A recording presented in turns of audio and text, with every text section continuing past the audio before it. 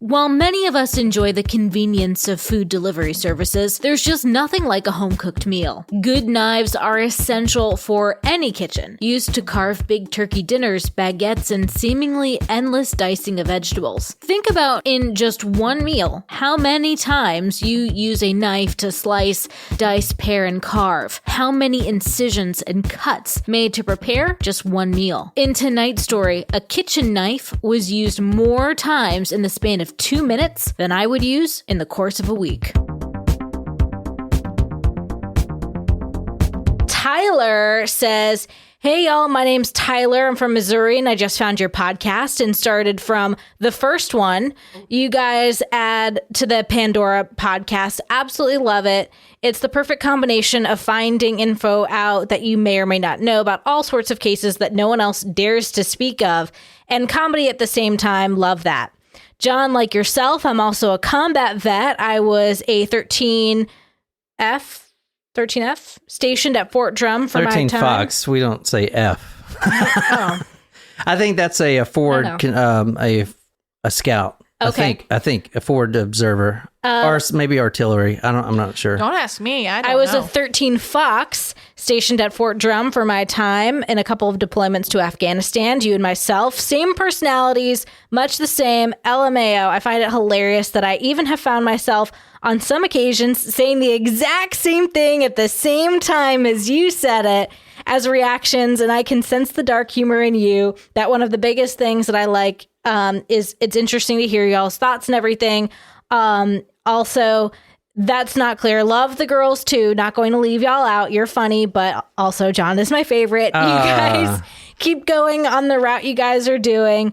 P.S. I'm currently catching up on all episodes, but haven't looked at the titles. And I have a suggestion for you guys. If there's enough to do an episode on this specific case, Gabby Petito, some things are still unsolved in it, and I think it would be a very interesting case to hear y'all's take on. I have an update on that. Or unless you want to do the case. I don't know anything about it. I don't want to do the case. Brian Laundrie claimed responsibility. I thought he killed himself. He did. In a notebook entry before he died, he claimed responsibility for her murder. Where is my drink? Did I not get a drink? I asked you what you wanted and you did not respond. Oh. D is giving you some recommendations on more cases. Yes, more from New Mexico. And is recommending a couple of alien books that I think y'all will be able to bond over. And another welcome to Becca, who is another new Supremo. So we'll do your surprise shot request next week. Becca says, "Hello, I've been loving your show and finally decided to join. Listening to you guys while working has made my days go by so much faster. And with my ADHD, I get bored going through the same repetitive motions daily. So listening to true crime podcasts keeps my mind engaged and makes the time fly by. Anyway, cool. I live in the Seattle area, but grew up in Spokane, which is on the east side of the state. The same time the Green River Killer was terrorizing prostitutes, we had our own serial killer, Robert Yates, targeting the same. Yeah. However, I haven't come across a podcast yet that has covered that story. Did we cover Yates? No, Robert Lee Yates. I haven't covered him. Yates sounded familiar. Anyway. I think you're thinking of the guy that was with the Clur, you're just. That is one of my favorite episodes, actually. I don't remember what episode number that was. It was maybe in the 30s. That was one of my favorite fucking episodes.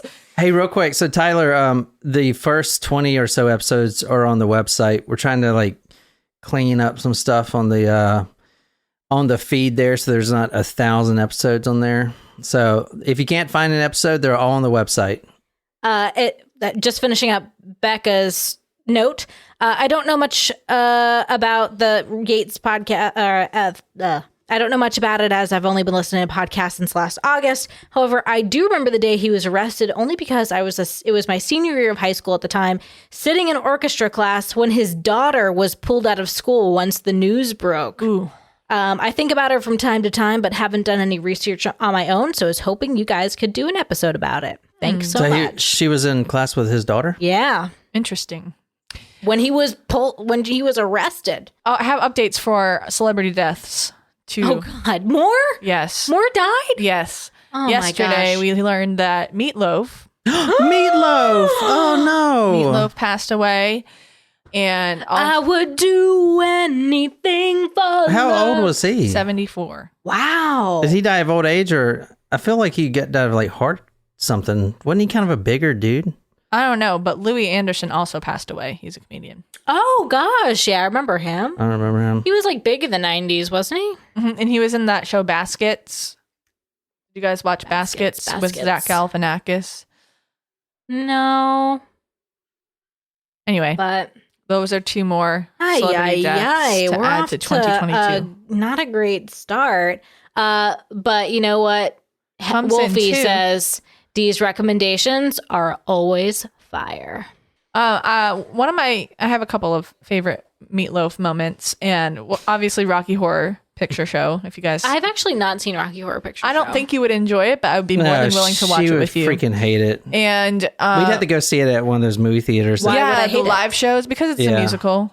But my favorite Meatloaf moment was, fun fact, he did play the bus driver in the Spice World movie. And at the point where he says, "I'd do anything for those girls, but I won't do that."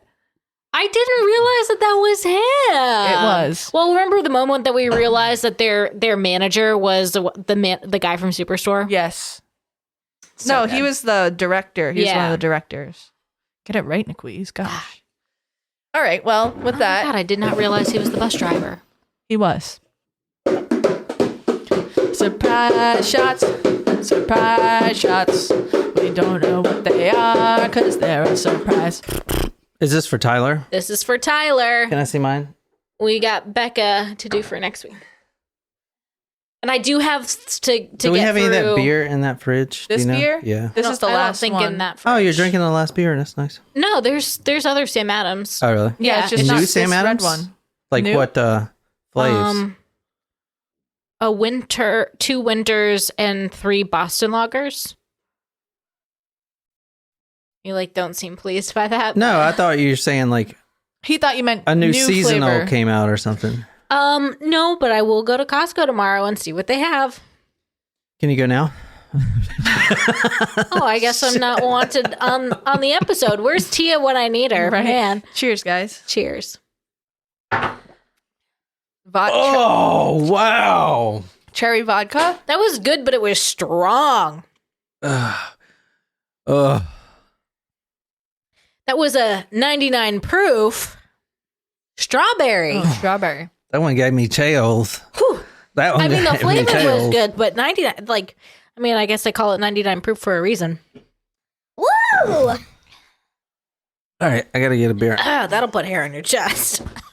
It wasn't enough to... Let me see some of that hair, Jen. Oh, no. It just keeps coming. Shit, I can't get out of my fucking chair. I saw that you were in that chair on your Johnny Llama video. Oh, motherfucker. I'm stuck. God damn it. This thing's in the He fucking... actually is, though. You have to lower it first. Yeah, just move that. Thank you. Oh, God. Jesus, fudge. Can you also grab me a beer, please? All right, we're going to start with some family drama. Family drama. Drama. Drama llama. You all might know this one. Who watches a lot of Snapped out there? Snapped. I think they did a case on this. And that's why this is a crazy case, but More of a Dateline girl. Shit. 48-hour mystery. 2020. But I just like to nap to them. I'm sorry. It's something calming about You know, true crime when you- documentaries. Something coming about murder, when you goddammit. sleep. Yeah, but if you do something right before you fall asleep, that will come into your dreams. You know that, right? No, not usually.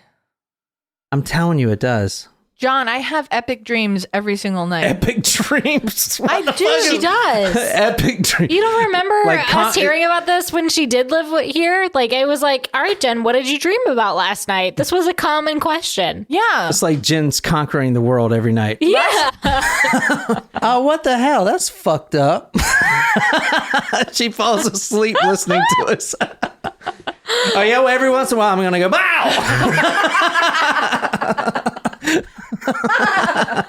I had a good dream last night. Well, no, I mean, Oh, in my dreams, dude. I literally... I've lucid dreamed twice. I remember because I used to like practice how to do it. I remember you told me that you were trying to get into that, like... It's like better than sex. It's the best thing ever. I love dreaming. I have in my dreams, I think take I've personal talked... offense to that. Yeah. I mean... I mean, like, yeah, we are in the same room with your wife. Like, but I like dreaming because I don't know if you guys do, but I experience all 5 senses in my dreams, and they're very lifelike, and I do kind of lucid dream. But yeah, I've shared this theory before. I know I have, that the dream world is somehow connected to a parallel universe. Sorry, it's on my throat. Yeah. So sometimes that's one of the reasons I prefer sleeping to waking life, because it's just like really cool. All right, guys, let's do this family drama mama. I got to start off by saying... Drama llama. Welcome to Talk Murder to Me. My name is John. I'm here with Jen and Nicole. Tonight, I'm trying to make up for a certain horse case.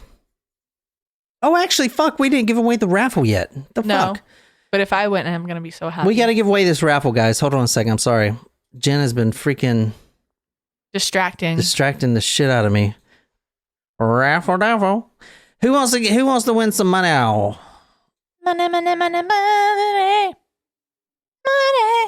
All right, so let's do the raffle. I think we're up to $50. Are we doing that $50 now, or are we waiting until the 300th episode? I guess we should just do it now. Yeah, I would say wait. Be patient. I mean, there's only literally, I think, 13 people this time. Like, you're bound to fucking win. I'm telling you. And I'm really surprised people haven't won twice yet. That means I have a good chance. How many users is that? 20? There's 20 entries tonight. 20 entries. And this is for the $25. We're going to start the $50 on the 300th episode. Did you see that foam bounce? That was beautiful. Click it because my fingers are tired. Fingers. Oh, what the heck? What happened? You didn't click choose winners. Here, do it again. The winners for this week, the winner for this week is... Brandon. Yay, Brandon! Congrats, Brandon. I think that's a new commenter. That's awesome. He messages me he used to message me. Oh, really? Yeah. We're starting with a 911 call.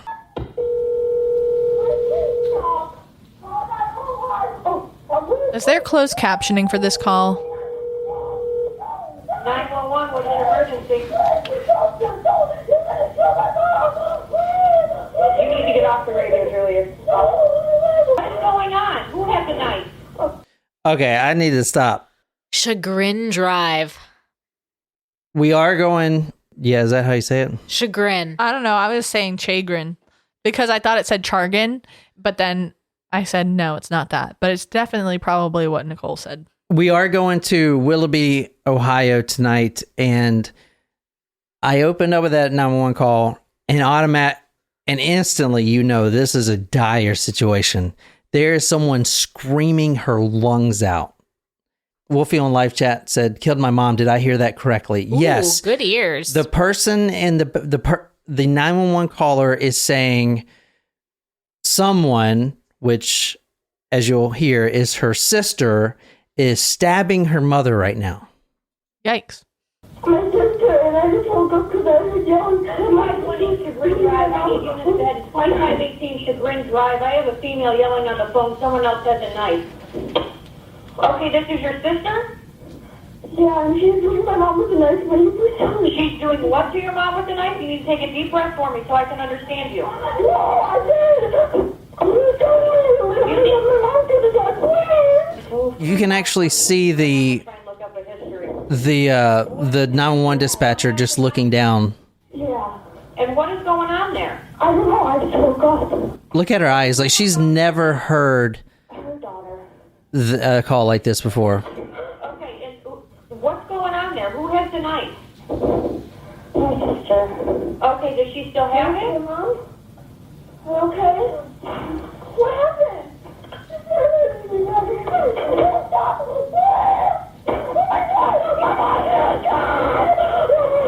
What's going on? Hold on.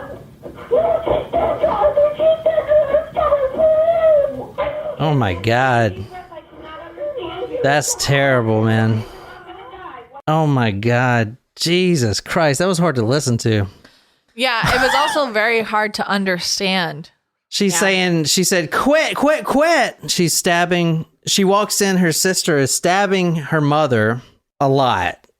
And throughout the whole call, actually, and we'll get to how many times, but I don't think we've ever covered a case that has as many stab wounds as the mom. Wow, that's endured. a big statement.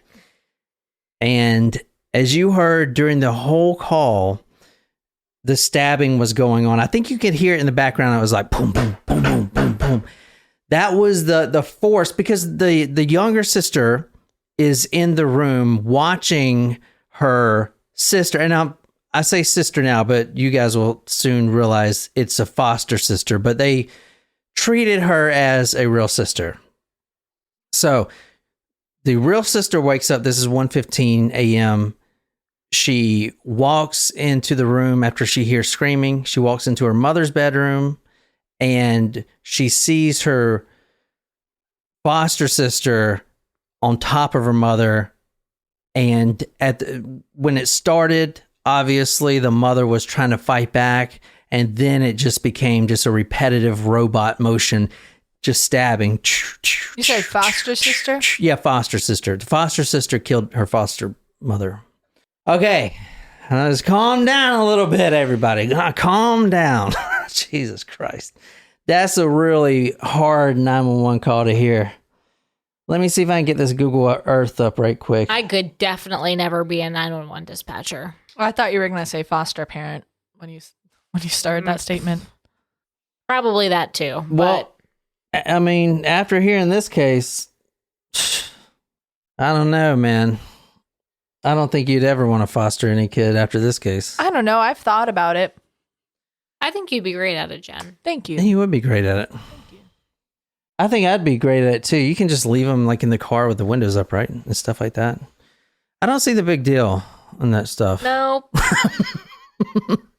When I was in Afghanistan, take a sip of your beer. When I was in Afghanistan, I saw like kids carrying their baby brothers like over their shoulders, like one leg just slinged over.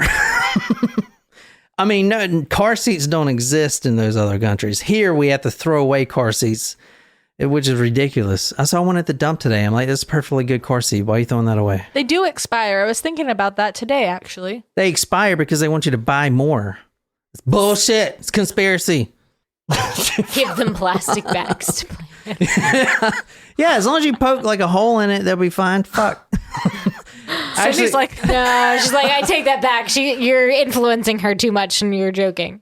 Tonight we're going to 2518 is it chagrin? Chagrin. What does that mean? Isn't that like you word. made me very chagrin. Yes. Kind of like pissed off or something. I think it's more like and she said it with chagrin or something like disdain, maybe. Yeah, there you go. I don't know that word. Well, it's in a lot of, books and stuff. Books with big words. Books. I don't think they use that word on Netflix a lot. I've actually been watching Hulu more often. Thank you very much. Tonight we're going to 2518 Chagrin, Ohio, where you can buy the best fucking meth in the nation. No. Oh, wait. I'm thinking of something else. What? Where? No, Ohio's got a very fucking bad drug problem. An opiate problem. So this is where we're going to tonight, 2518 Chagrin. Now this is November 16th, 2012. It's a Friday morning. And when I mean morning, I mean wee hours. This is 1:15 in the morning, Friday morning. And, it's going to let us go right up to the front door here. If you're on live chat and you're a Supremo, I got the Google Earth going. I'll also throw some snippets on YouTube. I have been getting a little better than that. All right, we're going down the dirt road here. This is the house. That's the one with a camper in front of it. Well, I can't really see it. I got a better picture of it. The actual house. But this is it behind that camper. That's it right there. Okay. It's a nice house. Yeah, pretty nice house. Beautiful land. Mm-hmm. Yeah, a lot of land. All right, this is the house right here. 2518 Chagrin Drive, November 16th, 2012.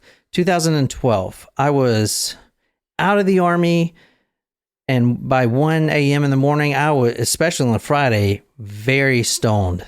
I used to have one of these. We had something almost in common because I was in college and probably definitely drunk. I used to have one of these evaporators that you put weed in there, and it blew up this big plastic bag. It looked like a freaking mini garbage bag. Like a hot air balloon? And it had a nozzle on it, and then you suck it in.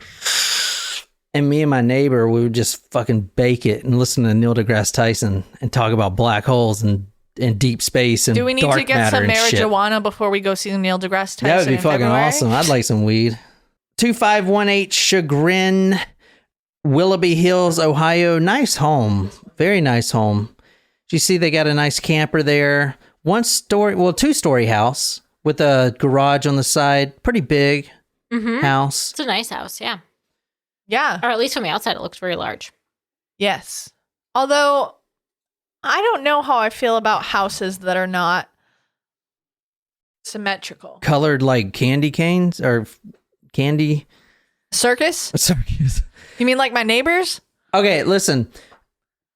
Going back to the 911 call, like I said, Friday morning, 1 a.m., the sister who was the caller, and there are 3 girls in the house. There's 4 girls. The victim, the mother, right? Mm-hmm. By girls, I mean females, which you're about to see. There's only 4 females in the house. The victim, which is the mother. There is the killer, which is the foster daughter.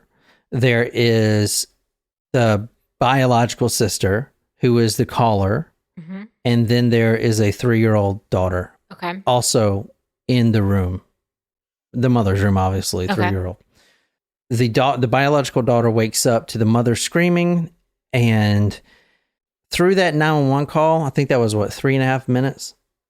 I'll put it on talkmore.com, but when you get to the halfway point, about 1.5 minutes, even up to 2 minutes, just think when you hear that, or when you did hear it when we played it, that the midway point, the mother is still alive through the call, at least at the midway point.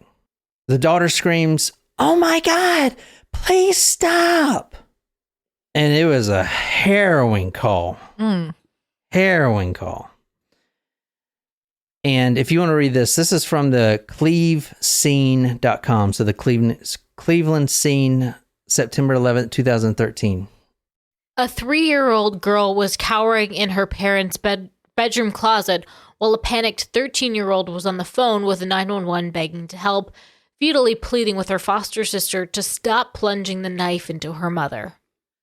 So I'll put this on talkmore.com, but this is the situation here, the foster mother and the foster daughter. So why would a foster daughter kill the mother? I mean, to kill her in this way is, I mean, the more I research this case, it's just, I don't know. Let's just get on with it. Well, she may have been a victim of trauma previously, and maybe there was something that triggered her. Or was it drugs? This is about the house itself. Situated on a 1-acre lot between a quiet dead-end gravel road and a peaceful bend of the shallow Chagrin River sits a charming 3-bedroom home in the rural suburb of Willoughby Hills. A small trampoline and a child's wooden play set with swings and a small slide sit on the edge of the huge front yard, parked in the driveway not far from a tiny white and purple bike affixed with training wheels is a new blue Chevy Malibu. I'm going to take you back to the scene right here. Let's go back to the 911 call. 2 minutes after the call is ended is when the patrolman, his name is Mullinax, and I'll show you a picture of him. He's got the knife, which I'm sure you guys already saw, but I'll show you again the knife. Yeah, it looked like a filleting knife. The officer that arrived was Patrolman Mullinax. He runs into the home, and it's just him at first. The door's open. He busts in there. He draws his weapon, his pistol. He's doing his police procedures just as he was taught. He's in the living room, and he hears this awful screaming. the sister had actually ran out the caller, brought him in there. Now they're in the living room area, and the foster sister is still in the bedroom with the mom, still stabbing away at the mother, who was dead at this point. So the patrolman gets there, draws out his weapon, and he doesn't really know what to expect. Yes, okay, I got the 911 call. There's someone there's a domestic issue. A woman is stabbing the mother or something like that. He's confused. It's dark in the house. It's dark outside. It's only 1:15. He draws his weapon. He yells, come out of the bedroom with your hands up, whatever the police procedure is. He's shaking. He's got the weapon pointed, affixed right at the bedroom door. Still nothing. Whoever's in there, you still hear the stabbing, that's hitting the bed frame, but no one comes out. He yells again, this time a little bit louder. He looks down at his weapon. He makes sure that the safety is off as he's taught. He steadies his aim. He yells again, and he is ready to go at this point. It's a miracle that he didn't shoot the foster girl, the one that stabbed the mother, because she came out with a huge knife. The knife is scary to look at. Usually it's a kitchen knife, and this is a kitchen knife, but it's some kind of, I don't know, sushi fillet knife or something. We'll get into the murder weapon, but it is a large blade. She comes out holding that. You can't even tell what race this girl is because she is red, completely red. As we'll get into, the EMT that was on the scene, and I'll give you the exact quote, but when he was attempting to pump the IV into the vein, he couldn't because the veins were all collapsed, which means there is a lack of blood in the body. Veins stay open because blood pushes through there. If not, it's like a little straw, and one of those little rubber straws or whatever, they kind of just deflate. You can't put the IV in there if there's no blood at all. So that's how much blood came out. A lot of that was on her. So try to imagine her walking out looking like a Stephen King character, like Carrie or something. Walking out of the room, 1:15. The sister is screaming her lungs off. The officer is the only one there. Luckily, he didn't shoot her. Because the police procedure is what? If they got a weapon, and I mean, obviously she wasn't trying to stab him or whatever, but that intense moment with the energy in the room and stuff like that, you never know what you're going to do. Very harrowing scene, to say the least. So, a teenage girl walks out. She stumbles out. She's holding a knife. The knife is a, quote, 15-inch, 9-inch blade, convex, serrated knife without a hilt. 9-inch. There's a band about that shit. 9-inch, right? That's fucking huge, man. 9-inch. Nails? Yeah, well, did you know so. that? Yeah, but did you know that 9 Inch Nails was just one person? Trent Reznor. Okay. You know what would be creepy to think about if he was talking about fingernails? 9 Inch Nails. I think he killed himself. I do. I think he killed himself a long time ago. Oh, that's sad. I don't know for sure, but I don't know about that. This is the officer right here telling about the scene. I pulled in the driveway and I saw a young female exit the front door and tell me that I better hurry up, that her sister was stabbing her mother to death. He testified a few days later. He went down the hallway and ordered the attacker to come out with her hands raised. She did. She was bloody from head to toe and sobbing, holding a 12-inch knife she used to kill her foster mom. He secured her and went into the bedroom. The female was laying motionless. There was a really small minor child in the closet that was crying. He said, "There was nothing I could do." The female was deceased. The 3-year-old daughter was in there, Haley. I don't know how this would affect a 3-year-old. I don't know if a 3-year-old child would remember any of this. I don't know. What do you guys think on live chat? Do you think a 3-year-old will ever remember this? I think I have memories, not maybe 4 or 5. I've got, you know how you get those one memories that kind of you look back and that is kind of your childhood type of thing. Like one of my first memories is when my brother fell off that truck. Remember I told you and he was rolling around and my pawpaw, I'm like banging. You told me, you showed me exactly where it was at Christmas. You're like, yeah, this is exactly where my brother fell off, is the truck. So we were like 2 small kids just thrown in the back of the pickup truck. And I'm beating on the glass. I'm like, pow, pow, pow, pow. And my brother is tumbling. He fell off the truck and he's tumbling like a tumbleweed. And my pawpaw just kind of like slowly pulls over. What you doing, boy? You can get back in this truck.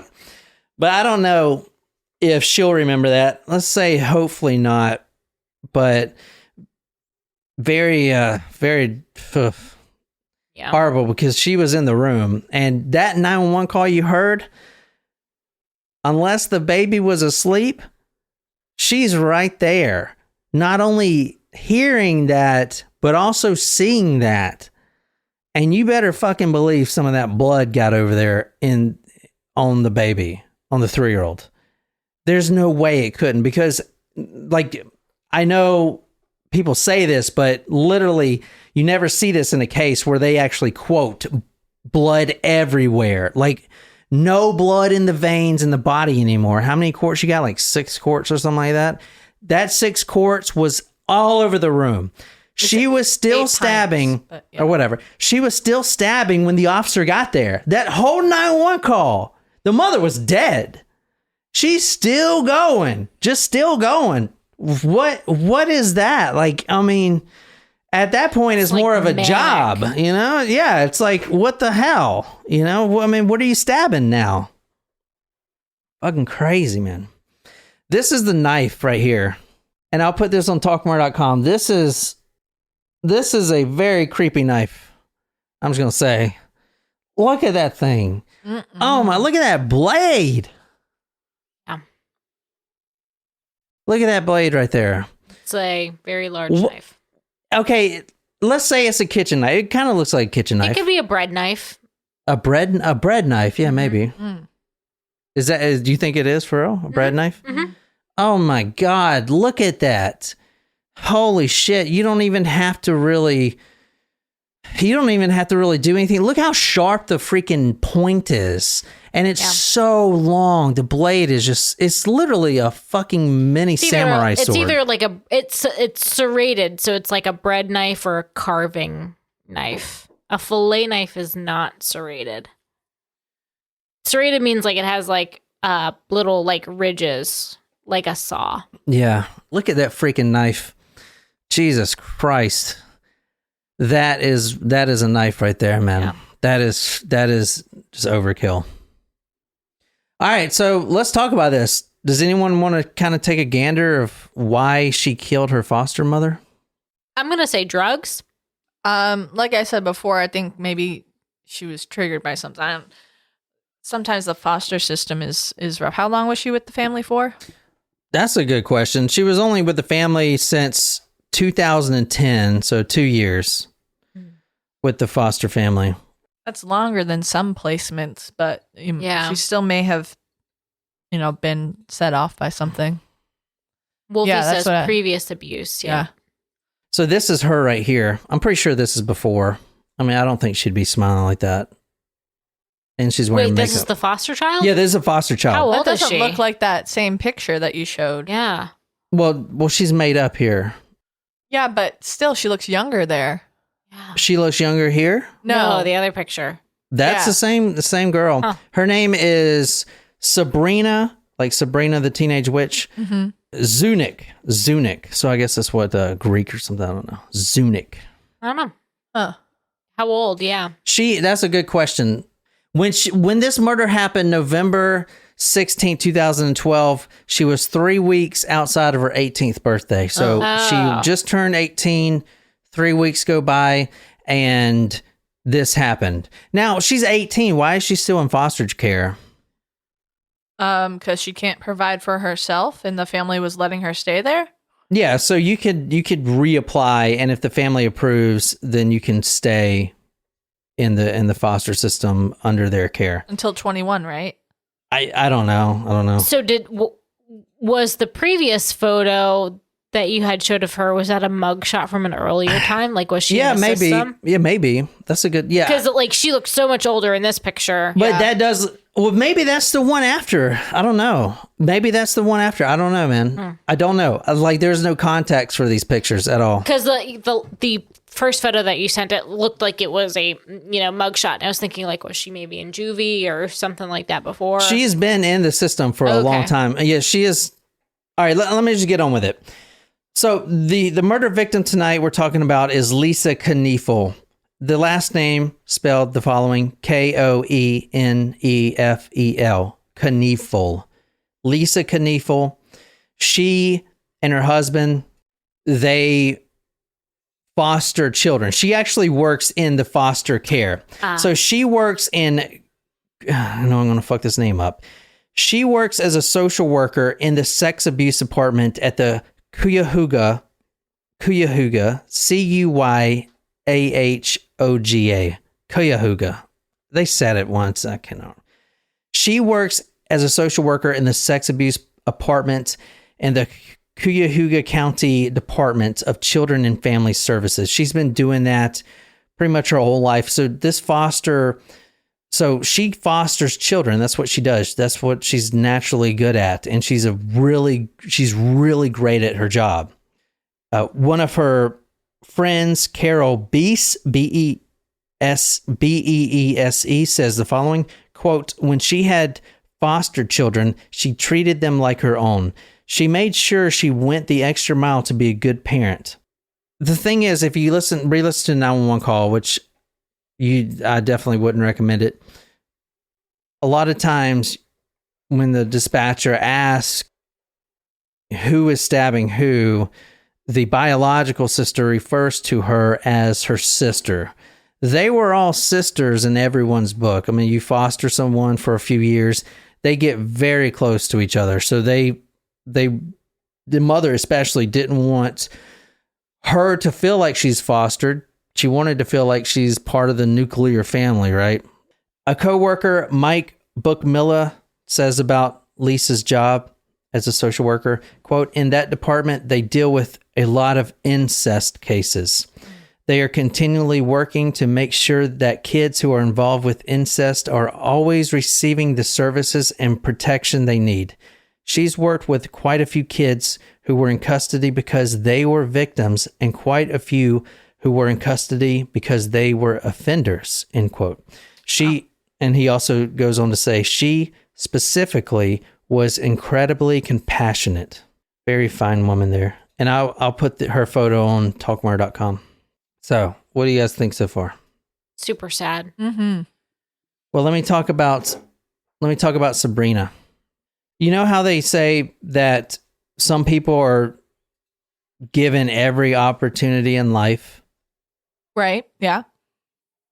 Like a silver spoon. Yeah, like a silver spoon, and something happens, and for whatever reason they get derailed. Well, that does not apply to Sabrina because her life was hell the day she was born. Okay, she was born October 27th, 1994. Now, Sabrina Zunich, we're talking about the foster daughter here. Mm-hmm. She was born October 27th, 1994. Her parents didn't care about her. Her dad, in fact, her biological dad doesn't even know this happened. Wouldn't care anyway, but he was dead before that, 2012, a few months before, because he overdosed on drugs. So she was born October 27th, 1994. Her parents, alcoholics and drug addicts. They have a huge background, huge rap sheets.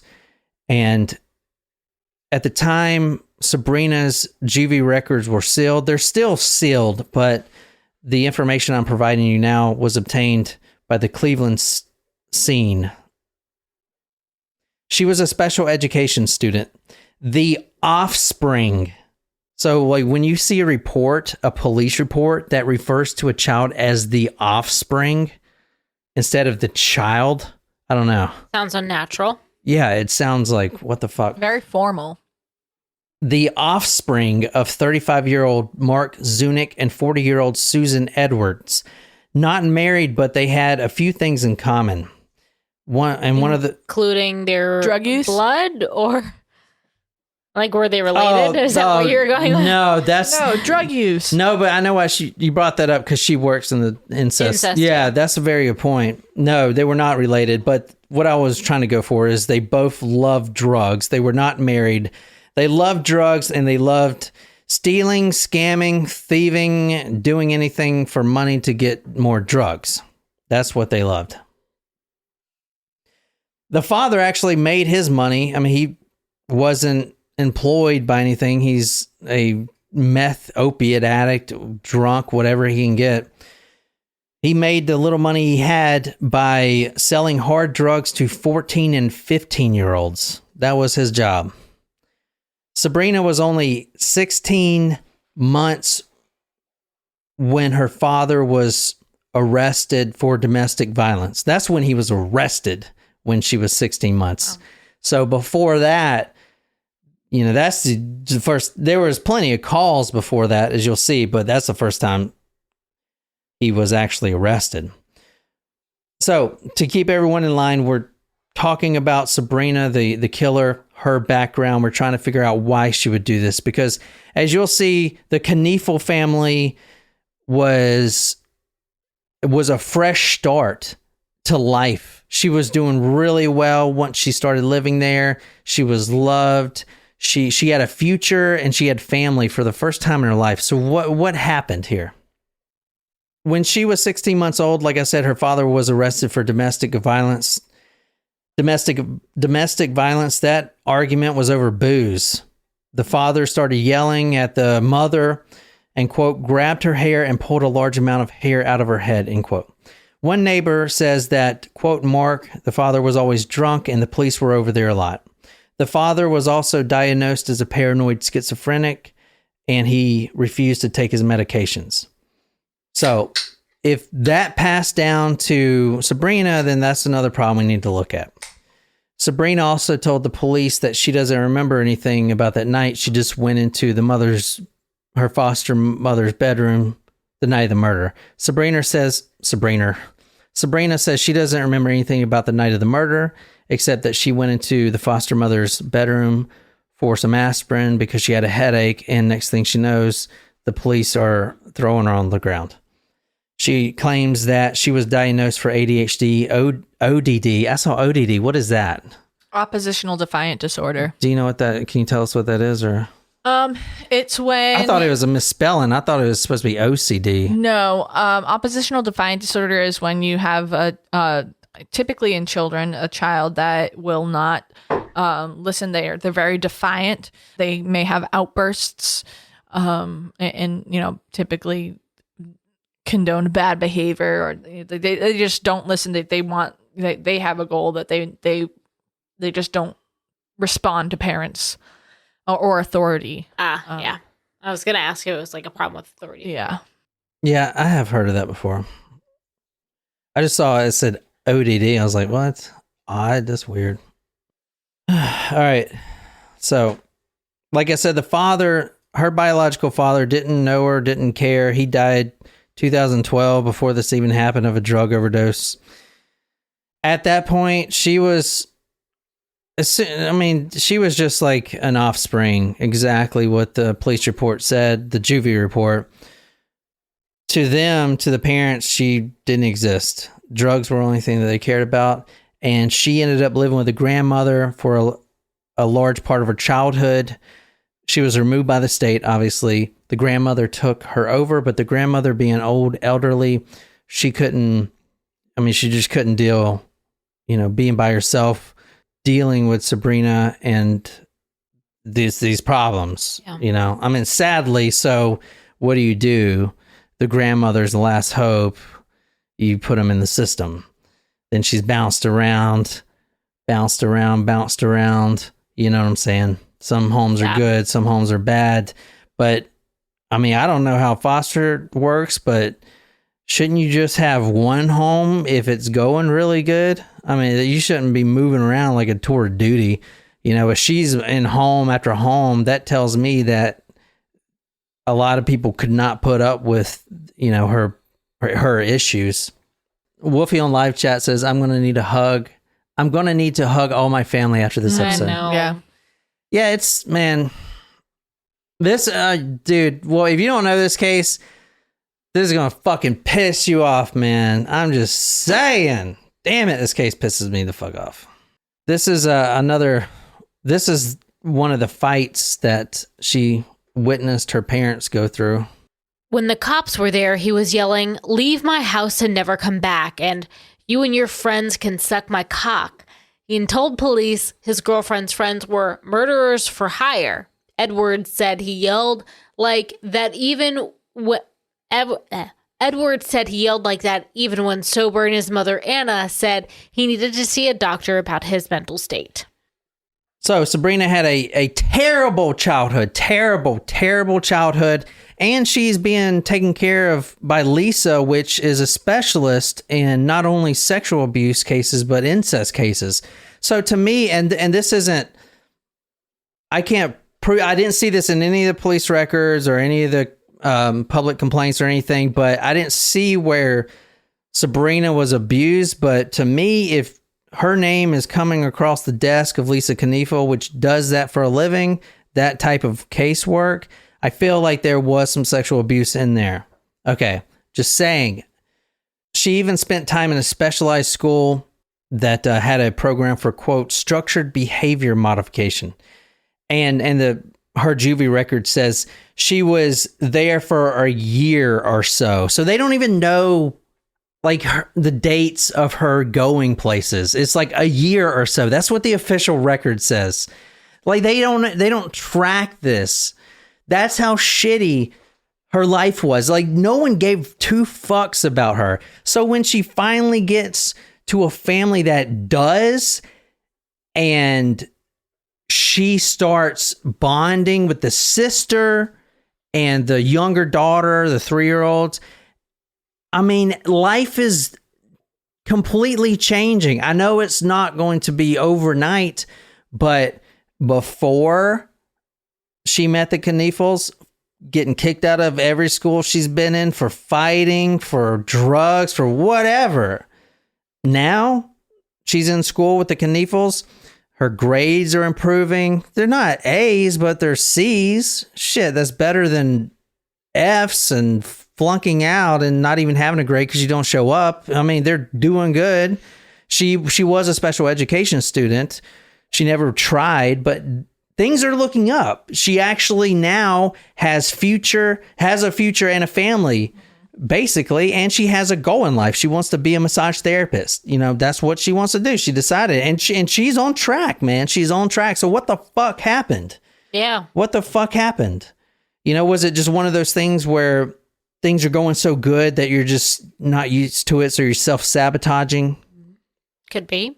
Maybe she felt as though she was not treated equal to the nuclear children. 178 times because you're not treated as a part of the nuclear biological family. Maybe there was a like mental condition because the dad had some issues that went untreated. So she has some father issues? No, like the dad, wasn't the dad, didn't she say like schizophrenia, or I forget what you said the father had history of? Did she have mental disorders that were untreated? If you want to read this is going to take the case in a completely new direction, and you guys are going to immediately know why. In the fall of 2012, Zunich began attending South High School. Kevin, the foster father, would usually drive Zunich to school in the morning, a 10-minute drive, during which time they would engage in sexual activity. Oh, no. See, I told you as soon as I saw that guy that he was guilty of something. No, you did not. I did. I said, he said it, and you said, that's the grieving father. Yep. A 10-minute drive. Blowjob and fingering to be. I didn't finish. Oh, no, the we're going to get specifics. into the sexual stuff they were having. She was jealous of the mother because she was in a sexual relationship with the father. Or she was pissed at that her mother would allow that type of abuse to happen. All right, was the mother hold aware? on. Let me put this in perspective. You're about to yell. A 10-minute drive during which they would engage in sexual activity, which was blowjob and fingering. Fingering. That is like such a high school sort of terminology. But she was in high school. In fact, the sexual activity is when he drove her to South High School every morning. As you'll hear her say out of her own mouth, the routine was pull down his pants and start giving him a blowjob. And then he'll finger me on the way to high school. All right, guys, we're going to stop it here for this episode. On part 2, we're going to go deeper into the 178 stab wounds, the autopsy report, and the perverted relationship between foster father and daughter. Thanks for listening, guys. Good night, you lovely, lovely people.